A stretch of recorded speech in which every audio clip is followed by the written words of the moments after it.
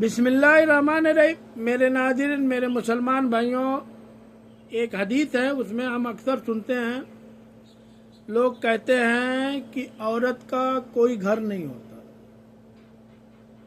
अब आपको मैं इस हदीस में साबित करके दिखाऊंगी कि औरत के बिना घर कैसा होता है और औरत के साथ घर कैसा होता है। ये जो बात है ना, इंतहाई फजूल किस्म की बात है कि हम कहते हैं कि औरत का कोई घर नहीं होता।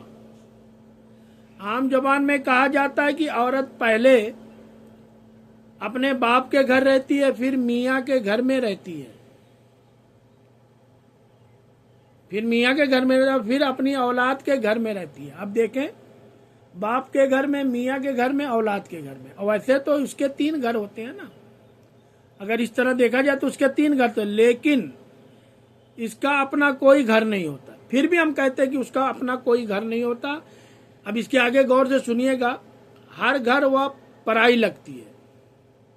ये जो डायलॉग है सुनने में बड़ा खुशनुमा लगता है, ये जो डायलॉग है सुनने में बड़ा खुशनुमा लगता है और हमारी ख्वातीनों में एक काफ़ी मकबूल भी है, लेकिन हकीकत अब मैं आप लोगों को बता रहा हूँ।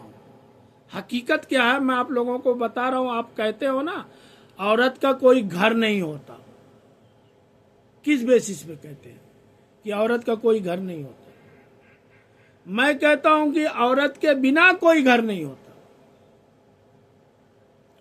आपने अक्सर देखा होगा कि जिस घर में सिर्फ मर्द रहते हैं ना, मोहल्ले का कोई भी बंदा जो है उनके घर जाना पसंद नहीं करता, क्योंकि उनसे ताल्लुक रखना भी अच्छा नहीं समझा जाता। इसी तरह रिश्तेदार भी ऐसे बंदे के घर नहीं जाते हैं, जो हमारे खास रिश्तेदार है वो भी ऐसे बंदों के घर नहीं जाते हैं जो अकेला रहता है।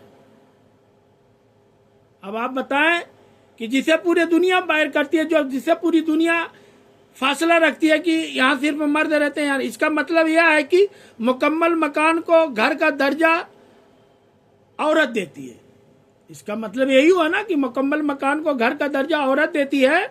तो आप लोग मुझे बताएं कि कौन ईंटों से बने मकान को अपनाहियत देता है? ईंटों से बने मकान को अपनाहियत देता है, एहसास देता है, मोहब्बत देता है।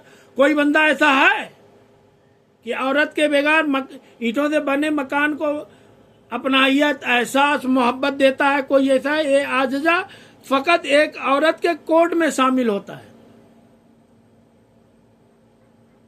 औरत के बिना कोई घर नहीं होता। अब खुद को मजलूमियत के सांचे से बाहर निकालें।